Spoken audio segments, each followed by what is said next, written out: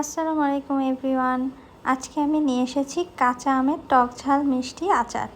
এই আচারটি আমরা সারা বছর সংরক্ষণ করতে পারবো কোনো রকম রোদ্রে দেওয়া ঝামেলা ছাড়াই। আগে মনে হতো এসব আচার টাচার মা দাদিদের কাজ, এগুলো আমাদের দিয়ে হবে না, কিন্তু এখন মনে হয় অনেক সহজ। তো চলেন শুরু করি। ফার্স্টে আমি 1 কেজি আম ভালোভাবে ধুয়ে নিয়েছি।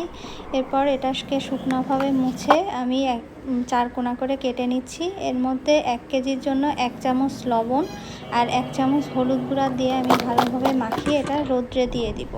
তো রোদ্রে আমি বেশি না 3 ঘন্টার জন্য শুকাতে দিব। 3 ঘন্টার মধ্যে আমার আমটা ভালোই শুকিয়ে গেছে।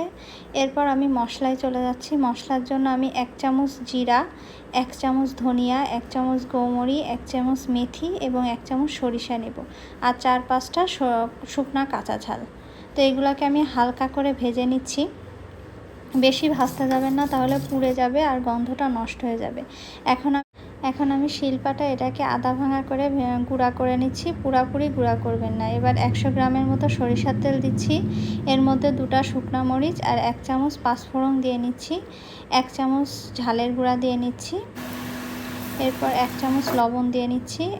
1 চামচ হলুদ গুঁড়া দিয়ে এরপর যেই আমগুলো শুকিয়ে রেখেছিলাম সেগুলো দিয়ে আমি ভালোভাবে নাড়াচাড়া করে নিচ্ছি এবং 6-7টার মতো রসুনের কোয়া দিয়ে নিচ্ছি। এবার আমি 1/2 কাপের মতো চিনি এবং যে মশলাটা গুঁড়া করে রেখেছিলাম সেটা পুরাটাই দিয়ে নিব এবং ভালোভাবে নাড়াচাড়া করে নেব। এবার আমি ভিনেগার দিয়ে নেব 1 টেবিল চামচের মতো। তো আমার রান্নাটা শেষ। এখন আমি একটি কাচের জারের ভিতরে পুরাটা নিয়ে নিচ্ছি। তো তৈরি হয়ে গেল আমাদের মজাদার টক ঝাল মিষ্টি আমের আচার। এটা আমরা খিচুড়ি কিংবা মুড়ি মাখা দিয়ে খেতে পারবো।